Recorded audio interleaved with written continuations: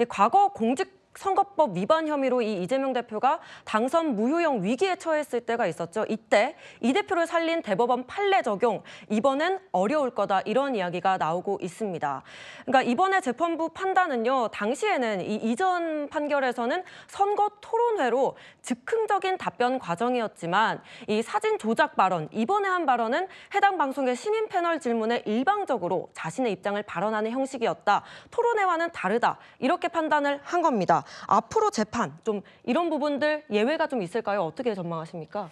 일단 이 재판이 만약에 지금은 아직까지 1심이기 때문에 우리가 예단하기는 어렵습니다만 네. 대법원까지 가서 이 형 그대로 징역형의 집행유예가 확정이 된다라고 한다면 이재명 대표는 앞으로 10년간 피선거권을 박탈당하게 되고 2027년 대선뿐만 아니라 10년 동안 어떠한 공직선거에도 출마할 수 없는 그런 상황이 됩니다. 이재명 대표의 나이를 고려했을 때 이게 이재명 대표의 정치적 명운에 상당히 치명적인 그런 판단으로 이어질 가능성이 있는 상황이라는 점에서 굉장히 많은 사람들이 관심을 갖고 있는 상황인데요.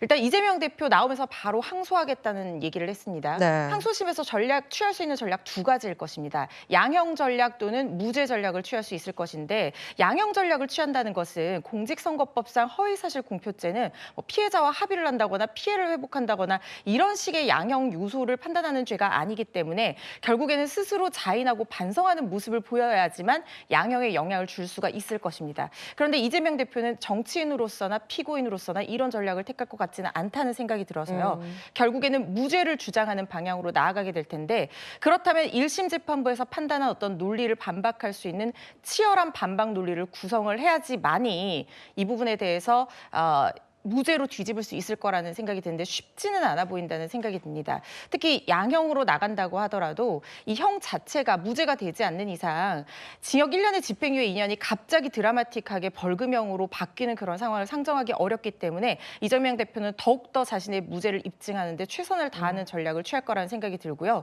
네. 재판 일정 관련해서 예상을 해보자면 지금 공직선거법상 사실상 6개월 안에 1심이 끝나야 되는데 2년 넘게 끌었잖아요. 항소심과 대법원도 3개월로 강행 규정으로 되어 있습니다만 2027년 대선 전에 피선거권 박탈형이 확정되는 것을 우려하는 이재명 대표 측에서 새로운 증인을 신청하고 무죄 전략으로 항변을 하면서 시간을 끌 가능성도 배제할 수는 없어 보이는데요.